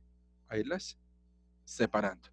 Las primasas entonces son aquellas que van a sintetizar el iniciador que se necesita la, para la replicación. Entonces, ¿qué es ese cebador o ese iniciador? Entonces va a ser un fragmentico de ARN que va a marcar dónde empieza la enzima a hacer la duplicación del ADN. Este primero iniciador o cebador se va a ir desplazando hasta que termina simplemente toda la hebra de ADN. Las ligasas entonces van a empezar ¿a qué? Van a empezar a sellar lo que son lagunas o espacios que se dejan a nivel de lo que son las ribonucleasas, ¿cierto? Que son otras enzimas que van a irme pegando lo que son las cadenas complementarias y me van a quitar esos espacios que me van a dejar. Y lo que son las proteínas de unión, que son aquellas que van a empezar ya después de la replicación del ADN, a volver a darle esa estructura a la hebra de ADN, pero a nivel del momento de la duplicación o de la replicación, entonces me van a generar un espacio necesario que se va a llamar la horquilla de replicación. Entonces, estos me van a dar una especie como de inflamiento de la cadena de ADN, que ahorita lo vamos a ver, para que se pueda dar la duplicación. Simplemente se va desplazando. Es como si ustedes fueran abriendo una cremallera y se va duplicando. ¿Listo? Entonces, vamos a verlo un poco más detallado, como para explicarlo, porque sé que ahorita con la explicación de proteínas y enzimas quedó de pronto como en el aire y como, uy, ¿de qué nos está hablando? Vamos a verlo en sus tres fases. ¿Listo? Entonces, a nivel de la parte de la duplicación de ADN, entonces o sea, van a dar cuenta que voy a estar hablando de tres cosas o de tres proteínas o enzimas fundamentales. La DNA polimerasa, entonces vamos a tener la DNA polimerasa 1, la DNA polimerasa 2. Entonces la DNA polimerasa 1, entonces es aquella que va a añadir los nucleótidos de ADN a la formación y ya al finalizar la duplicación del ADN, entonces ¿qué va a hacer? Va simplemente a quitar ese fragmentico de ARN y lo va a cambiar. La ADN polimerasa 3, entonces es la que va a ir uniendo los nucleótidos de ADN complementarios a la cadena de ADN que se abrió y adicional empieza a revisar y a corregir la secuencia. Entonces, son tres funciones, ¿no? La primera, une los nucleótidos complementarios. La segunda, revisa. Y la tercera, corrige la cadena de ADN. O sea, eso no es que pasó, ya copió y listo, y quedó así. No, pasa, revisa, corrige y continúa. La ADN girasa, o también conocida como topoisomerasa 2, que es la que va a promover después el superenrollamiento del ADN y al estar superenrollado el ADN, entonces es la formación de lo que es ya los cromosomas y la compactación del ADN. La DNA helicasa, entonces ya va a promover que esa hebra de ADN se desenvuelva.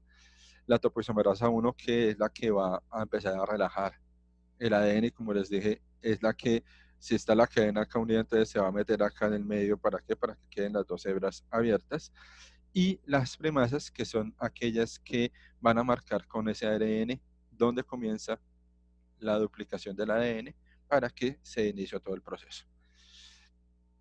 Ahora sí, entonces, ¿cuál es la diferencia entre el proceso de duplicación en procariotas y en eucariotas? Entonces vamos a darnos cuenta que el ADN a nivel de procariotas se encuentra de manera circular. Entonces, al encontrarse de manera circular el ADN, entonces se va a generar esto que se va a llamar, este espacio que se da aquí, que se llama la horquilla de replicación. Esa horquilla de replicación entonces empieza a darse una duplicación continua a nivel circular y me va a salir el ADN circular con una hebra madre, una hebra copia, y sale de manera circular. Estos entonces, ¿qué va a pasar? Que se va a dar también a nivel de una duplicación continua y una discontinua. ¿Listo? Entonces ahorita voy a explicarles muy bien esa parte de lo que es la duplicación continua y discontinua. Estas horquillas de replicación en el modelo de ADN eucariota, entonces vamos a tener que nuestro ADN es lineal. Entonces, igual, en esa línea de ADN que se está desenvolviendo, se van a formar las horquillas de replicación y a partir de estas horquillas de replicación es que se empieza a duplicar el ADN. ¿Listo? Entonces, fijémonos que vamos a tener la misma formación de horquillas de replicación. La diferencia entre ADN eucariota y procariota es que el procariota es circular, el eucariota es lineal. ¿Listo? En este momento, acordémonos que ya se desenvolvió nuestra cadena de ADN. Entonces, lo primero que tenemos que mirar qué es. Entonces, esa parte que les decía yo, que es la parte de lo que es la formación de las horquillas de replicación. Y estas horquillas, ¿qué va a pasar? Que van a empezar van a empezar a elongarse hacia los lados. Al estar elongando hacia los lados, entonces, ¿qué va a pasar? Pues que van a dar el espacio para que se vaya uniendo los nucleótidos y se vaya separando la hebra de ADN. ¿Listo? Y aquí ahora sí vamos a explicarlo con detenimiento. Entonces vamos a tener la fase de iniciación.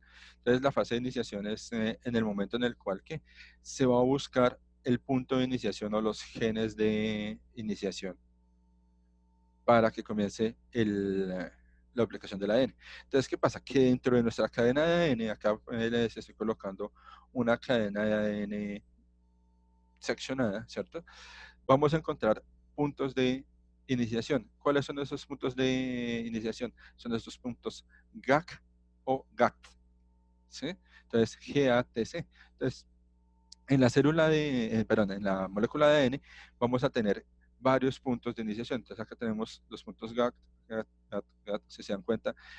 Cada vez que encontremos este tipo de iniciaciones, entonces vamos a tener que en ese punto va a venir una enzima, me va a pegar un pequeño fragmento de ADN y a partir de ahí se me forma la horquilla de replicación y empieza la duplicación del ADN.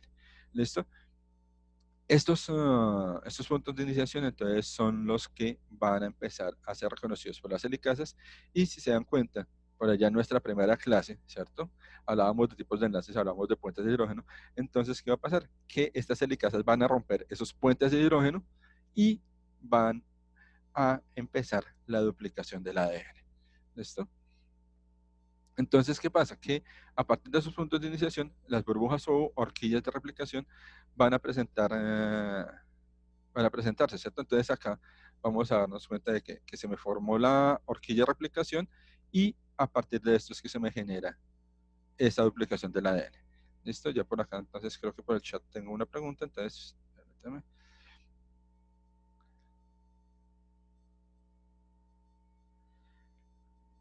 Listo.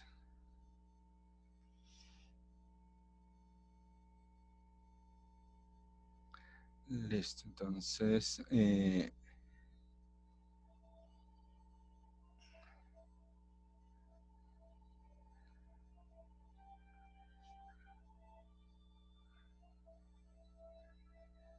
listo, entonces, bueno, me están diciendo ahorita de un grupo que crearon, entonces ahorita en un momentico les doy el espacio para que ustedes puedan hablar, ¿listo?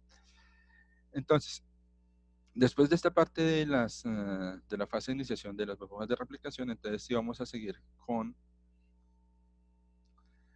el siguiente proceso, permítame que es la fase de elongación. Entonces, en esta fase, entonces, como les decía, ya entra la ADN polimerasa y empieza a unir los nucleótidos, ¿cierto? Y esta ADN polimerasa, entonces, va a tener al final una axonucleasa que es la que va a ir mirando si este era el que iba, cuando este no era, entonces corrijo. Entonces, dentro de la misma estructura de la ADN polimerasa, va a tener esa exonucleasa que va a ir corrigiendo la cadena de ADN. ¿Listo? Y ya en la fase de elongación, entonces vamos a tener que la primera hebra que se va a dar esa parte de la duplicación es la hebra que va en el sentido 5', 3', ¿sí? Y entonces acá se va a dar la unión, ¿cierto? De el primero cebador, entonces ahí ustedes se dan cuenta que se une, y después de esto entonces viene la ADN polimerasa y me generó la hebra completa. En la otra cadena, ¿cierto? La cadena 3', 5', entonces, ¿qué va a pasar? Se me va a generar igual el primer cebador, pero se me va a empezar a generar también el ADN. ¿Cuál es la diferencia entre las dos? Que vamos a tener un crecimiento continuo, ¿cierto? Que se da entre la 3', 5', pero en la cadena 3', 5', vamos a tener ¿qué? Vamos a tener un crecimiento discontinuo, ¿sí? Este crecimiento discontinuo, entonces me va a formar dos fragmentos de ADN que no están pegados, y a cada fragmento de esto se le va a llamar un fragmento de Okazaki. ¿Listo? Y después simplemente la ligasa se encarga de ¿qué? De unirme los fragmentos de Okazaki y me queda mi cadena completa. ¿Listo? Entonces, ya después de esto, entonces, ¿qué va a pasar? Que los cebadores, entonces, ¿qué va a pasar? Simplemente van a quedar ahí marcados, ¿cierto? Acá quedó el cebador, aquí quedó el cebador. Simplemente, ¿qué va a pasar? Los extremos de la ARN y la exonucleasa los corrige y simplemente ya quedaron mis dos hebras duplicadas. Entonces aquí, digamos que tenemos como tal el gráfico de resumen, ¿cierto? De lo que les he dicho a nivel de ¿qué? A nivel de células eucariotas, ¿cierto? Y a nivel de células procariotas, entonces fijémonos que como es circular, entonces esta estructura de la DNA polimerasa es completamente distinta. ¿Listo? Listo. Y ya entonces nos queda ya la última partecita, que es la parte del código genético. Ya estamos a punto de culminar como tal nuestra clase. Entonces, es otro código genético o traducción del ADN. Entonces, aquí simplemente hasta acá duplicamos nuestra cadena de ADN. Pero cuando hablamos de transcripción, entonces hablamos de qué? Hablamos que dentro de ese ADN tenemos los genes que me van a producir las proteínas, las enzimas necesarias, y esta información la tenemos que sacar de un gen en específico. Entonces, vamos a trabajar con gen en específico y vamos a mirar que va a haber una transformación entre el ADN al ARN. Entonces, vamos a tener esa diferencia entre los azúcares que son la ribosa y la desoxirribosa para empezar a formar esos enlaces. Y aquí, entonces, vamos a tener tres tipos de ARN. Vamos a tener el ARN mensajero, ¿cierto? Vamos a tener el ARN de transferencia, que va a tener esta forma de bucle, y vamos a tener el ARN ribosómico. Estos van a tener una importancia acá en el proceso de transcripción del ADN. ¿Por qué?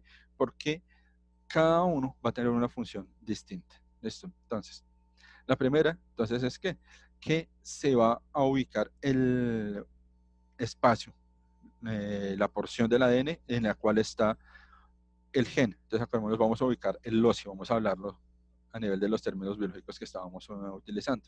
Entonces, vamos a ubicar el loci, y ese loci, entonces, es el que vamos a empezar a mirar de el gen. ¿Listo? Ya después de ubicado este gen, entonces, ¿qué va a pasar? Se me va a generar la horquilla de replicación solo y exclusivamente en el espacio del gen. Después, entonces, ¿qué va a pasar? Vuelve esas topoisomerasas y me van a generar las horquillas de replicación. Después de eso, entonces empieza a haber también la acción de una RNA topoisomerasa que va a empezar a generarme la copia exacta de el ADN, pero con una ligera variación, y es que en lugar de timina me va a utilizar el uracilo. Y ya después de que se genera esa copia con los nucleótidos del ARN, entonces ya se me generó el ARN mensajero, que es un ARN lineal, y este ARN mensajero entonces va a salir como tal del núcleo. ¿Listo? Aquí tenemos algo sencillito, que es la parte de la generación de mi ARN mensajero. Entonces, ya cuando se da la parte de la traducción del ARN, entonces empezamos a mirar que va a empezar a llegar el ribosoma, y el ribosoma va a reconocer al ARN mensajero gracias a ese ARN ribosomal. Entonces, cuando me lo reconoce, entonces ya empieza a actuar a nivel del ribosoma lo que es el ARN de transferencia, y este va a empezar a actuar con relación a lo que vamos a llamar un codón y un anticodón. El codón es la tripleta del ARN mensajero y va a ser complementaria al anticodón, que es el que va a venir de el ARN de transferencia. Este ARN de transferencia, entonces, dependiendo de este codón y este anticodón, va a traer un aminoácido específico. Entonces, de esos 20 aminoácidos que habíamos hablado la semana pasada, entonces, dependiendo cada uno de estos codones, ¿cierto? Me van a identificar a un aminoácido de esos 20. ¿Listo? Y entonces empieza a pegarse aminoácidos, a pegarse aminoácidos, a pegarse aminoácidos, hasta que termina la información que tiene ese ARN mensajero. Estamos hablando que esto se está llevando a cabo en el ribosoma. Entonces el ribosoma me genera esa primera cadena de aminoácidos, que es mi proteína primaria. Si se acuerdan, la semana pasada hablamos también en esa partecita que hablamos de ribosomas y de retículo endoplasmático, que se me da a cabo la proteína primaria en el ribosoma, en el retículo endoplasmático, ya sea liso o rugoso, se me da estructura secundaria y estructura terciaria de la proteína, y que ya después en los cuerpos de Golgi, en los aparatos de Golgi, se me va a dar el empaquetamiento de la proteína. ¿Para qué? Para que me salga ya funcional la proteína, o funcional la enzima, o funcional lo que se esté produciendo a nivel de este ARN mensajero. ¿Listo? Entonces acá, ya con el gráfico, entonces simplemente vamos viendo cómo se va uniendo el ARN de transferencia, cómo acá el ribosoma me va a ir pegando los nucleótidos, me va generando esa cadena polipéptida, y ya como lo suelte. ¿Listo? Estamos hablando de la traducción del ADN. ¿Listo? Y entonces se repiten los pasos hasta que simplemente se completa esa cadena lineal de la proteína. ¿Listo? Y acá entonces tenemos lo que es el código genético. Entonces el código genético, entonces acá van a encontrar ustedes que van a encontrar lo que es el codón. Entonces voy a comenzar por acá. Entonces tenemos acá el codón GCT.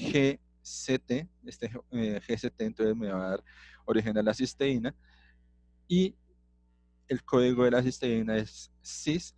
Y ya empezamos a mirar algo aquí a nivel de código genético, es que adicional a que ya tenemos un código de 3 letras, adicional vamos a tener un código de una sola letra, en la cual me va a ir marcando también lo que son los aminoácidos. ¿Listo? Entonces, como para que de pronto ya obviamente cuando uno trabaja a nivel de laboratorio, a nivel químico, molecular, ya de esto, entonces ya uno tiene que tener muy claro cuando esta A me va a simbolizar la adenina del ADN, ¿cierto?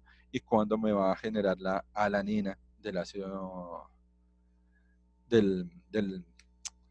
me fue, del aminoácido. Entonces, cuando estamos trabajando de aminoácidos, tenemos que ser muy claros de con qué estamos trabajando. Mi sugerencia, y como yo lo trabajo, siempre lo trabajo con el código completo y no con la letra. ¿Para qué? Para evitar precisamente esas confusiones a nivel de pronto la letra, que a veces uno copia a toda, copia sin fijarse mucho en lo que escribe, y fácilmente uno puede confundir esta A, que es adenina, con esta A, que es alanina. Entonces, fijémonos que puede darse la confusión.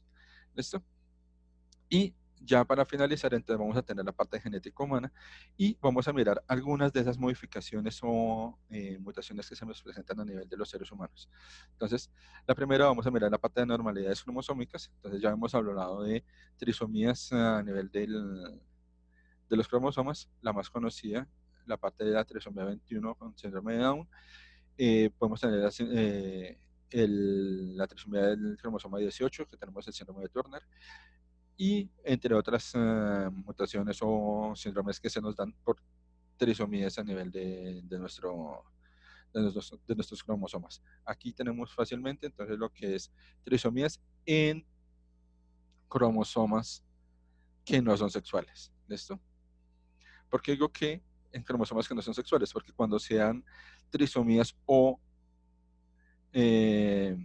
ya no solo trisomías, sino multiplicidad, eso se llama una policromía, ¿cierto? A nivel de cromosomas sexuales se presenta lo que es el síndrome de Klinefelter, ¿sí?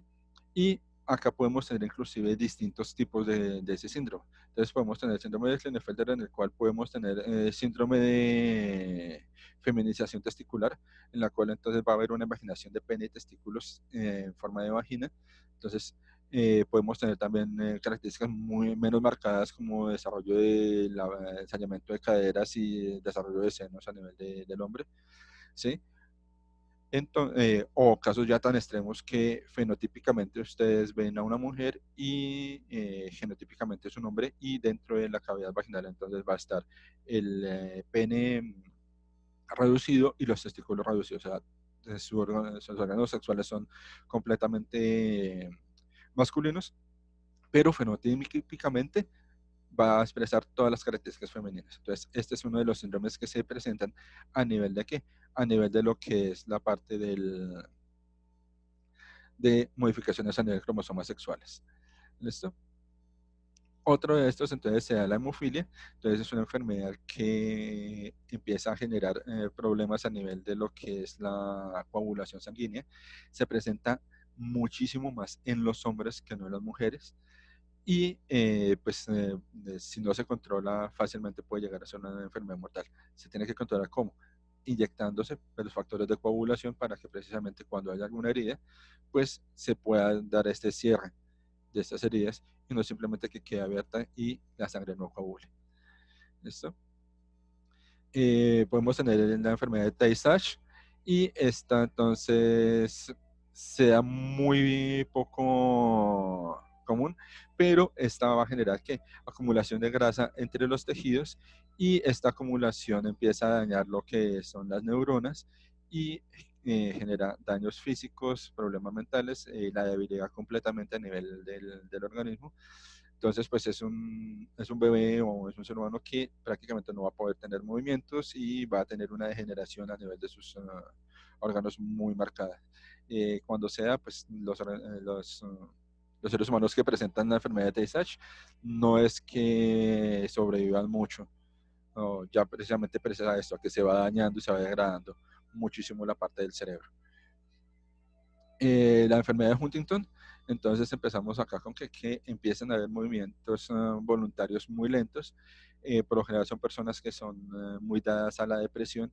Empiezan a tener contracciones lentas y exageradas de los músculos, se empiezan a sufrir tics nerviosos y empiezan a tener problemas en el de pensamiento. O sea, son personas que como que el momento de hablar es muy lento, como que la manera de expresarse a nivel cognitivo también es muy lento, y van a tener también movimientos muy específicos a nivel involuntario. Entonces fácilmente pueden tener movimientos bruscos de la cabeza, movimientos bruscos de las manos, y empezar a desarrollar inclusive ira por esta parte de la misma enfermedad.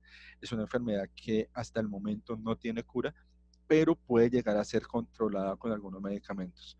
Pero igual, pues para la persona que la sufre es una enfermedad bastante complicada, ya que pues el cuerpo prácticamente no le responde como quiere, sino que si quiere hacer algo rápido, el cuerpo le puede responder muy lentamente. Pueden, inclusive son personas que pueden colocar la mano en el sartén hirviendo y no sentirse hasta un buen rato que se están quemando, y ahí se retira la mano, o sea, después de que han generado ya una herida muy grave. Entonces, esa es una de las características de este síndrome o enfermedad de Huntington.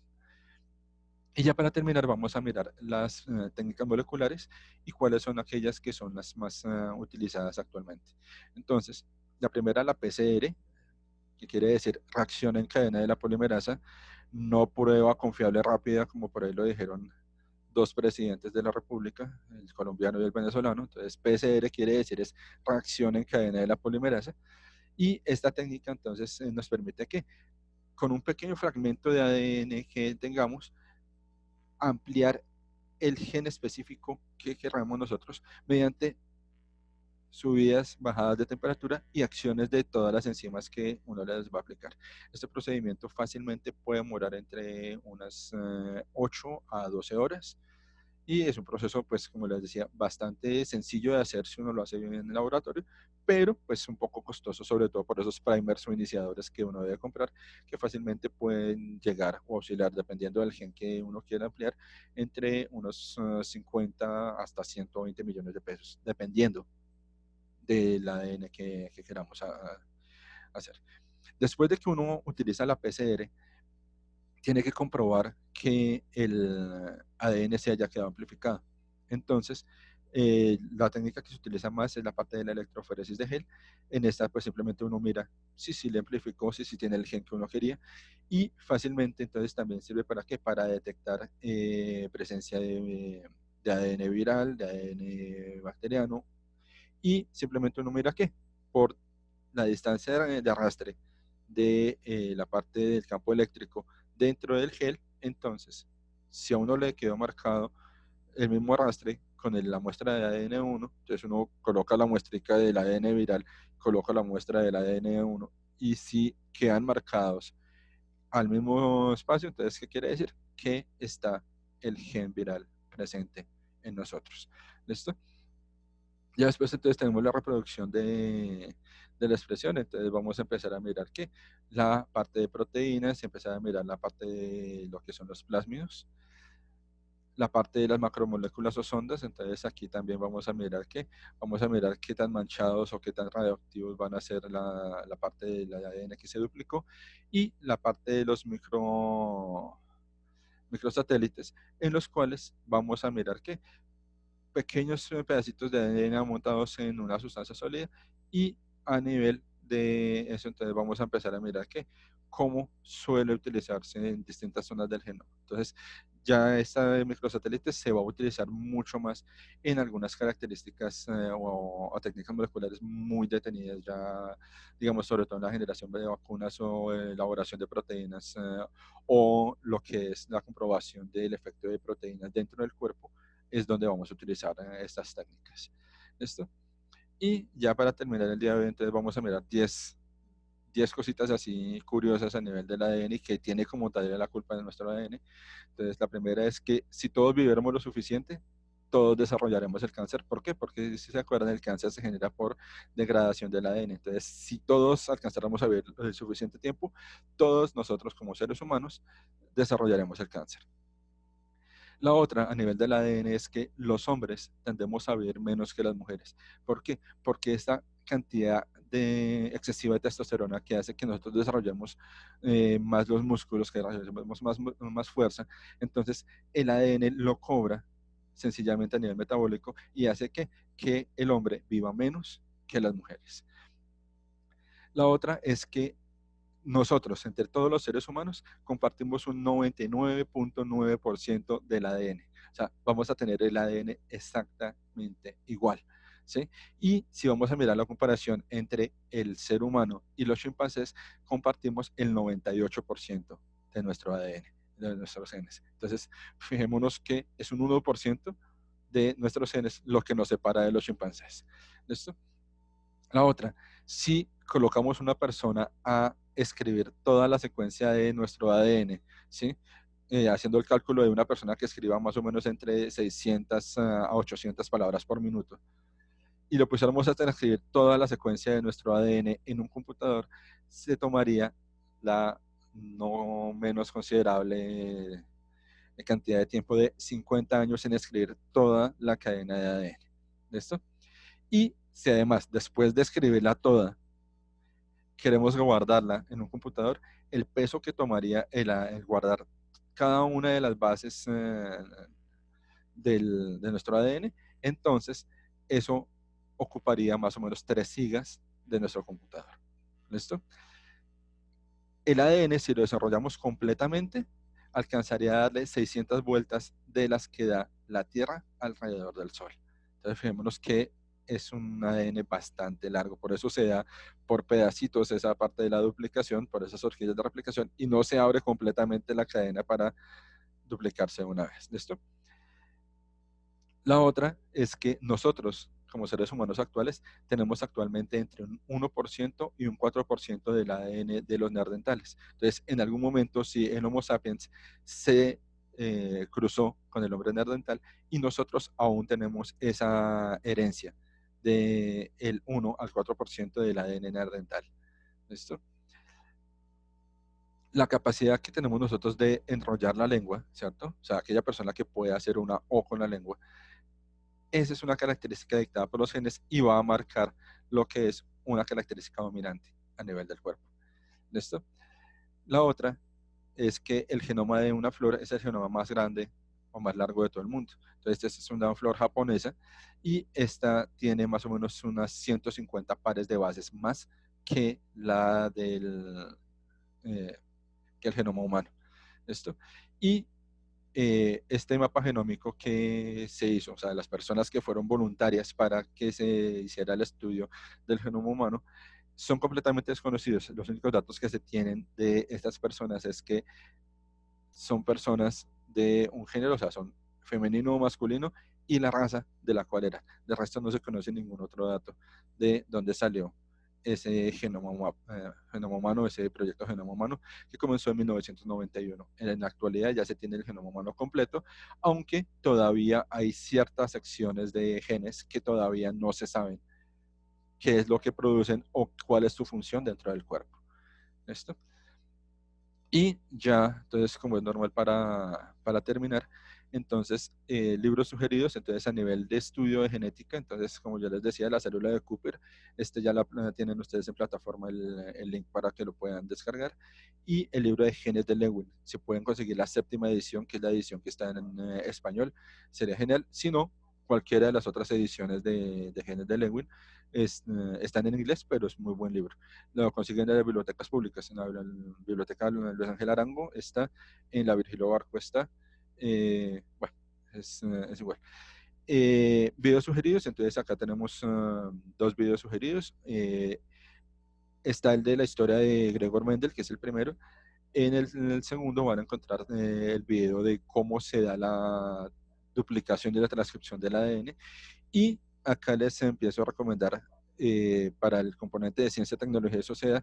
Entonces hay una película que se llama Gattaca, es de 1997, pero explica muy bien lo que se empezaría a dar si se da esa parte de la terapia génica con modificación o perfeccionamiento de los genes humanos. Entonces, bastante recomendada para que la vean, la pueden conseguir en línea para que la vean. Creo que por Netflix está, o si no por Amazon también la pueden conseguir.